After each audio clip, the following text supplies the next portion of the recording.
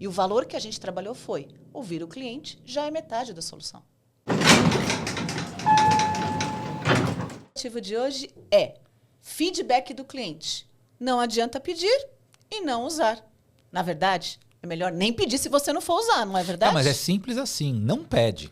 Não pede, porque você vai criar uma expectativa e vai frustrar. É melhor não pedir. Ó, assume que ó, a gente não tem condições nesse momento, né, de fazer mais do que a gente está fazendo. Então, assim, meu serviço é de mediano para ruim e é o que eu dou conta agora. Do que, vou dar uma de somos ótimos. Como é que você está se sentindo? E aí, realmente, quando você pergunta, as pessoas respondem, né? A não ser que você queira só alimentar o seu ego. Ó, só responda Coisas boas. se for nota 9 ou 10. Qualquer outra nota, não responda para mim, né? Eu vejo muito isso em concessionária, né? Concessionária. Ele coloca lá, ó, 9 se for ruim o atendimento e 10 se for ótimo. Então, você não tem outra nota para colocar. E ele acha que foi ótimo. E as ferramentas que te perguntam antes, em off, e aí, como é que tá, né, a sua avaliação da nossa ferramenta, tá? Aí, para quem dá 5, você não quer fazer uma avaliação lá no Google, né? Então, essas maquiadas, né, de tipo, quero feedback desde que ele seja positivo, né? Exato. Mas assim, tá perdendo negócio quem Tá pede feedback deixando e não usa. dinheiro em cima da mesa. Ó, empresas que agem sobre o feedback do cliente têm uma taxa de retenção de 15% maior em relação àquelas que pedem o feedback e não usam, segundo a Bain Company. Pensa, quanto que eu gasto para conseguir novos clientes? Caríssimo! É caríssimo. Se você pedisse um feedback e atendesse esse cliente, ó a grana que você está economizando. E é sempre muito mais barato, né? Você, por mais que você... mas aí eu vou ter que fazer uma melhoria, vou ter que fazer um investimento e tal. É sempre muito menos do que você ficar se matando no mercado para buscar clientes novos. Né? Sem contar que o feedback é a fonte de ideias, né? Quando a gente, na People Experience, quando a gente está mapeando jornada, 90% do que vem de ideia para melhorar vem do cliente. Na entrevista ali com o cliente, né? Fazendo perguntas, deixando ele responder, né? Livre, à vontade. E aí você transformando aquilo que ele falou em um plano de ação. Então, não adianta nada, né? Ser só a pesquisa para massagear o ego. É importante, claro, você vê que tem uma nota alta, você ter esse reconhecimento. Mas tão importante quanto isso é você conseguir extrair. Não, e o feedback... Ele é o caminho das pedras. Assim, não seria tão bom você ir num tarólogo e ele virar e falar assim, olha, né, um fortune teller desse qualquer, e falar, olha, faz isso, que você vai ganhar muito dinheiro. Ah, que legal. O feedback é isso. Ele fala assim, ó, melhora isso, né, que as pessoas vão ficar mais felizes, vão comprar mais de você, os colaboradores vão ficar mais felizes. A gente não ouve feedback, nem de cliente, nem de colaborador, da equipe e tal. Não, então, quando ele é ruim, né? A gente se fecha para isso. Na empresa que eu fui executiva de pessoas e clientes, não tínhamos, nós éramos uma cultura voltada para produtos. E a gente precisava desenvolver uma cultura voltada para o cliente. E o valor que a gente trabalhou foi ouvir o cliente, já é metade da solução. E isso, de fato, é no mínimo metade da solução. Inclusive, quando você falou, me lembrei, né? Vocês lá usam, né, na sua empresa o feedback para melhoria, etc. Empresas que utilizam feedback do cliente de maneira eficaz, como você usa, pode aumentar em 25% as receitas, segundo Gartner. É muito dinheiro na mesa. É né? dinheiro na É mesa. muito dinheiro na mesa. E eu gosto sempre de falar, é bacana quando você faz um mix de pesquisa quali e quant, né? Então, até para ficar claro para todo mundo, né? O quant é aquela pesquisa tipo Ibope da vida, né? Que eu vou pesquisar a margem de erro, etc. E o quali é aquela pesquisa com um grupo menor, mas com, geralmente, perguntas abertas, né? Do tipo, olha, quando você procurou a minha empresa, o que você esperava? E quando você usou o meu produto, o meu serviço, como é que foi, né? Então, são perguntas ali que vão te ajudar a realmente resolver o problema. O desafio que eu vejo das empresas é, primeiro, ela ter essa iniciativa, né? De, ó, eu quero perguntar. E o segundo, talvez o maior de todos, é transformar em plano de ação aquele feedback, não simplesmente virar relatório para reunião mensal de diretoria e falar, ó, meu NPS subiu, baixou, e acaba por aí, né?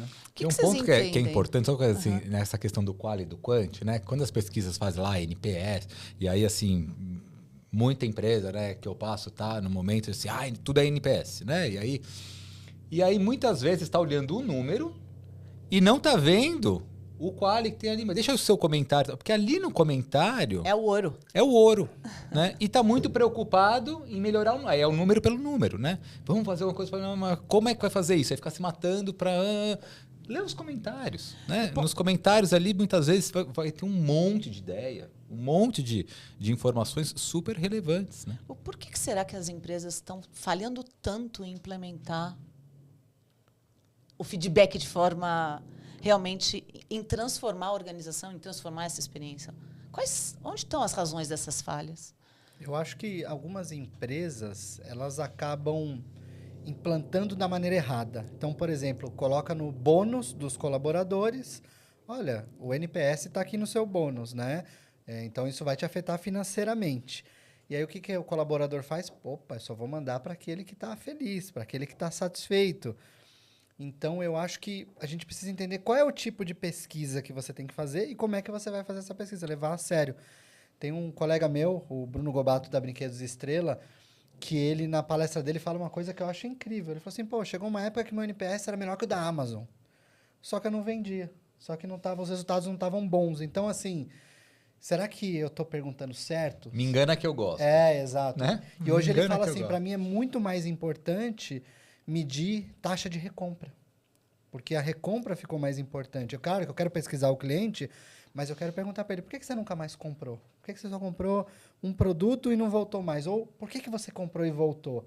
E aí você começa a ter um feedback mais rico. Eu acho que é entender um pouco do que cabe para o seu negócio e não... todo mundo coloca NPS, eu vou colocar também e vou atrelar o bônus dos colaboradores, né? Essa história de todo mundo faz, gente, pelo amor de Deus, não dá.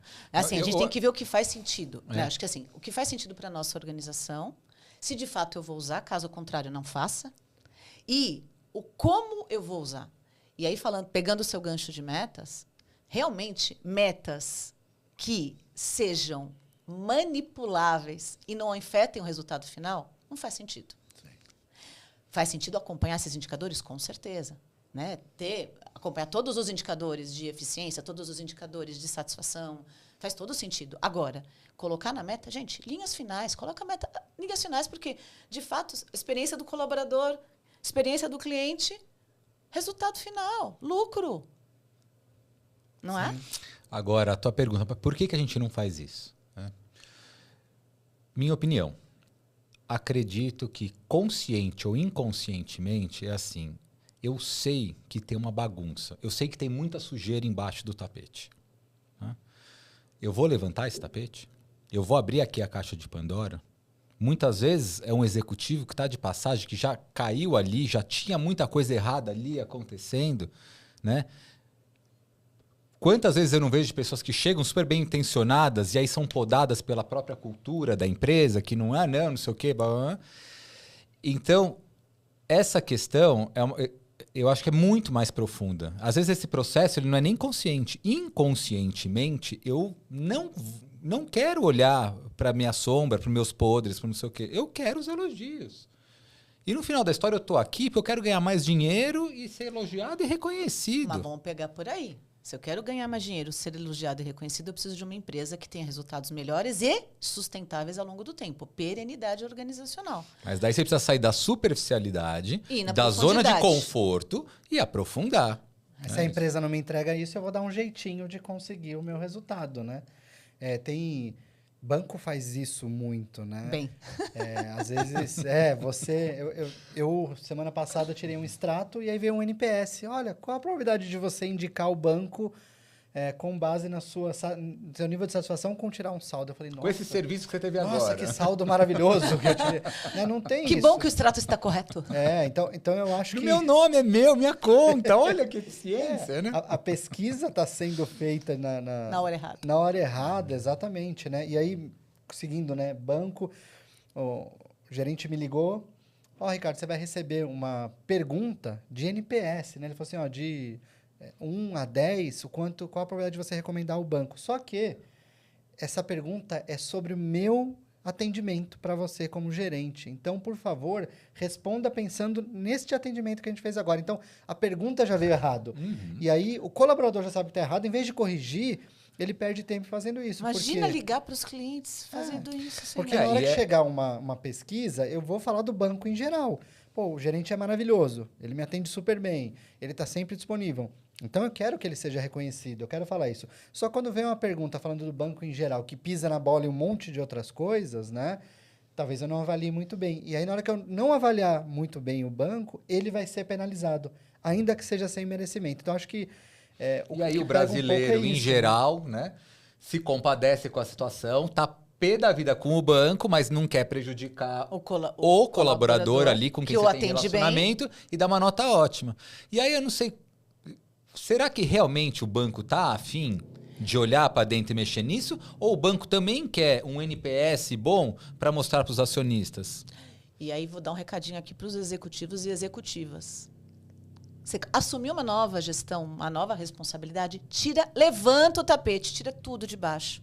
Abre os armários, tira todos os esqueletos, joga tudo na mesa, mostra que você descobriu todos esses esqueletos, você descobriu toda essa poeira, toda essa sujeira, faz um plano, trabalha em cima disso, mostra esse plano, reporta os avanços desse plano e resolva esse problema. Sim. Que hora melhor do que isso? Porque você acabou de chegar, então você não é responsável por essa questão, né? Qual que é a dificuldade? Quando quem jogou todos esses esqueletos foi promovido e a pessoa que está reportando diretamente, né?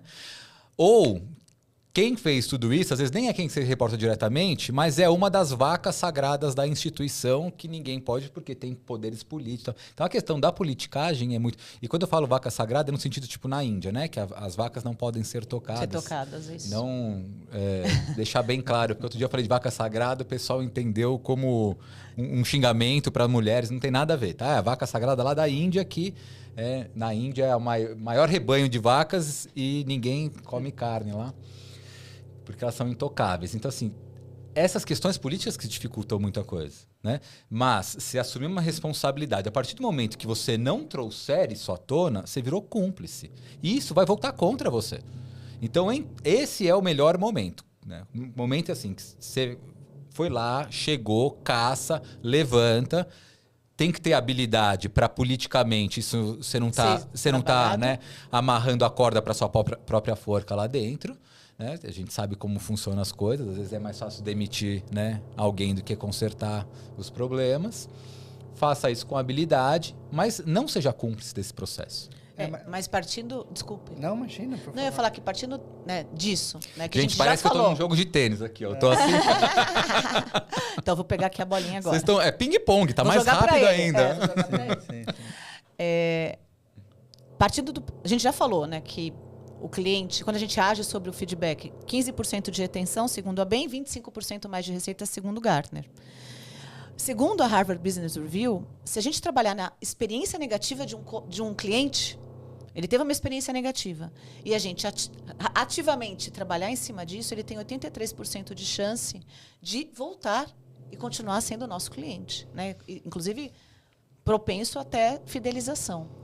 Então, trabalhar no problema, trabalhar no que está embaixo do tapete, nos esqueletos do armário, etc., nos feedbacks negativos dos clientes, traz resultado e é muito mais barato do que conquistar novos clientes, né?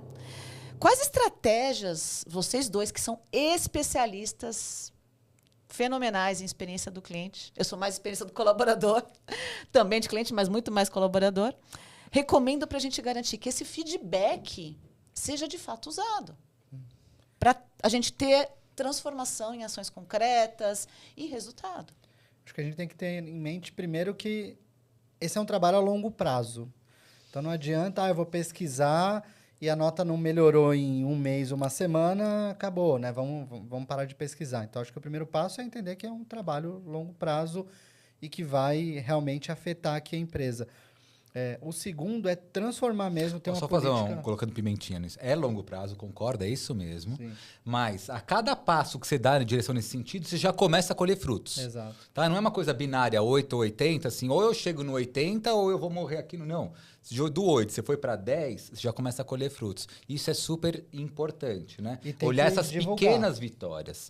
Porque essas pequenas vitórias vão motivando você ao longo dessa maratona, que é realmente essa mudança. Sim. É importante divulgar, né? Importante divulgar. Tem aquela frase, não adianta só botar o ovo, tem que cacarejar. Então, teve uma melhora, melhorou um resultado, alguma coisa, já faz esse barulho aqui para E quem participou desse manter. esforço se sente reconhecido. É super importante. Sim, então isso realmente tem que ser feito, a empresa ter essa visão e querer realmente pesquisar de fato, né? E aí, colocando, às vezes a gente, como consultor, né? Até pegando isso que você fala, vocês são especialistas, mas eu já vi muita empresa, né? Que fala para o cliente de NPS, etc., apagar comentário do cliente sobre a empresa, né? Então, a gente tem que tomar um pouco de cuidado com isso, né? Beleza, eu vou realmente ser um exemplo. Eu não vou apagar um comentário aqui de cliente, uma coisa negativa, eu não vou esconder. Tem que fazer chegar. Outra coisa que eu vejo, né, só para fechar aqui... que apagar os comentários negativos é tipo fazer botox para esconder a idade. É, né? isso aí. Assim, acontece, ok? Não estou falando mal de fazer botox, mas assim... eu gosto tanto de pensar que, assim, a hora que eu tô apagando a minha história. Eu tenho anos de vida muito bem vividos. Ok, eu queria ter mais cabelo, tô ficando careca e tal. Mas essa queda de cabelo também faz parte de mim, né? Então, assim, entrar em paz também com os nossos erros, né? Eu acho que isso é super importante. Sim. Continua aí, porque eu quero falar um pouquinho mais dessa questão de ficar em paz com os erros. Ah, não, legal. E eu acho que outro ponto aqui que é muito relevante para a gente começar a pensar nesses feedbacks é incluir eles dentro da jornada do cliente, que é, beleza, como é que eu faço para um feedback que eu escutei no atendimento mudar alguma coisa no produto? Tem muita empresa que, eu escuto, mas ninguém faz nada, né? A gente fez um trabalho numa operadora de cartão de crédito e vinha muito aquela reclamação de cobrança indevida. Cobrança indevida, cobrança indevida. Só que o call center nunca vai resolver isso, porque não são eles que cobram o cliente, é processamento. E no caso desse cartão de crédito, na verdade não era bem cobrança indevida. Se você usar o cartão de crédito num mercado específico, você não paga mensalidade. Só que isso não estava claro para o cliente. Então, às vezes vinha aquela cobrança, às vezes não. Aí o que a gente fez? Vamos mudar a jornada de vendas para o vendedor reforçar que isso é um benefício? E também a jornada de ativação do cartão de crédito, quando ele estiver lá no app, habilitando, ele vai marcar que ele quer esse benefício. Diminuiu em 38% a quantidade de chamadas. Olha. Só por conta disso. Mas, às vezes, a gente vai lá e escuta, né? Ali também, eu estou pegando o feedback que você escuta ali no call center, em vendas, no marketing, às vezes até no próprio Reclame Aqui, e a gente não faz nada com isso. Então, acho que é importante, isso tem que ser compartilhado entre as jornadas. Não importa se você ouviu na jornada de atendimento, se é um feedback para a jornada de vendas, de ativação, de entrega. Então, a gente tem que transformar isso parte da empresa. Eu gosto muito quando a gente olha para jornadas, né? E assim, muitas vezes a gente está chamando de jornada, mas na verdade são microjornadas. Eu estou falando da macro jornada mesmo, ali do cliente. Porque aí você deixa de fazer ações pontuais, que muitas vezes a gente vê isso. Alguém acorda um dia e fala assim, vamos, né, ouvir feedbacks. Ok, beleza, tal, tem um esforço. Aí daí amanhã aquela pessoa é desligada ou alguma coisa mudou ali dentro e aí para. Né? Então essas coisas meio vagalume. Acende, apaga. Acende, apaga. Não, isso aí precisa estar debaixo de um guarda-chuva maior, de uma estratégia. Né? São ações que estão suportadas numa visão macro. Então, eu acho que esse é um ponto super, super importante para isso. A gente ter que estar alinhando, né, o pensar, o sentir, o agir ali daquele organismo, daquela empresa, e não só ficar fazendo ações soltas e pontuais. A área de atendimento faz um mega esforço, mas o pessoal da TI, do financeiro, do não sei o que lá, está com outras questões, outros problemas, outras metas a serem batidas. Então, a gente precisa fazer esses alinhamentos todos para que esse organismo funcione de uma maneira consciente e correta. E eu acho que uma outra questão é que a gente olha muito errado para o erro. Muito errado. A gente ainda tem um conceito de que erro é algo para ser punido. É algo assim, quem errou, a gente dá uma punição tão grande para que essa pessoa e quem tiver em volta nunca mais faça isso de novo. Né? Então, o que a gente constrói? Uma cultura de medo. Então, fica todo mundo morrendo de medo de errar. Né? E estou aqui porque eu tenho conta para pagar em casa, eu detesto trabalhar aqui, mas então, eu não errando, ok, eu garanto meu salário no final do mês. Estratégia de sobrevivência num contexto de medo. Né? Ok, beleza, não tem nada de errado com isso. Agora, você viver uma vida assim é muito difícil. Quando a gente deixa de sobreviver e a gente passa realmente a viver, é quando a gente vai viver de forma alinhada com os nossos valores. Então, aí eu vejo uma coisa errada, eu vou lá, se eu tô num contexto de medo, eu vi que uma outra área fez alguma coisa, ou o meu chefe fez alguma coisa, eu vou me indispor com essa pessoa para depois sobrar para mim? Não. Entendeu? Para que eu vou tomar esse risco aqui à toa? Deixa eu ficar aqui no meu quadradinho, meu job description, minhas responsabilidades são essas. E ok, a outra área é a outra área. Eu estou garantindo meu salário, minha sobrevivência. Né? Quando você muda esse conceito, esse olhar mais profundo do que é um erro, e você entender que um erro é uma oportunidade, então a gente olha para os erros como uma oportunidade de evoluir, de melhorar, de atender melhor os nossos clientes, de a gente tornar o ambiente mais... Porque quem trabalha num ambiente onde eu posso melhorar, eu posso evoluir, e isso está contribuindo para a vida de outras pessoas, tornando essa pessoa, esse ambiente vai ficando muito melhor. Sim. Né? Então, esse olhar para o erro é muito importante. Então, a cultura de que erro é algo para ser punido, para a cultura, assim, vamos procurar os erros, porque os erros são um caminho para a melhoria e para a evolução, eu acho que uma mudança de chavinha que realmente destrava esses processos da gente ficar fugindo de levantar o tapete e achar os esqueletos dentro do armário. E você acredita que o tempo já acabou? Uhum. Caramba, Quando você me faz essa né? carinha, quando você faz esse olhar, é do tipo, Beto, você tá falando muito, corta, entendeu? Eu vou começar a fazer assim, corta.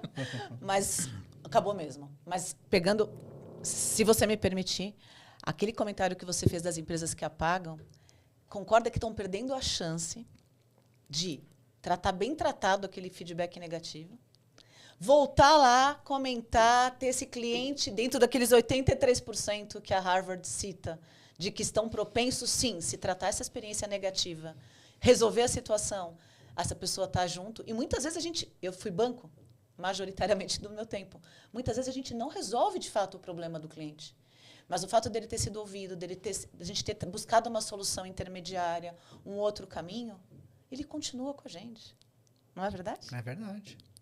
Então, temos sim que usar o feedback do cliente. Se não, nem peça. Combinado? Desabafamos? Fechamos? Até a próxima. Obrigado. Obrigada.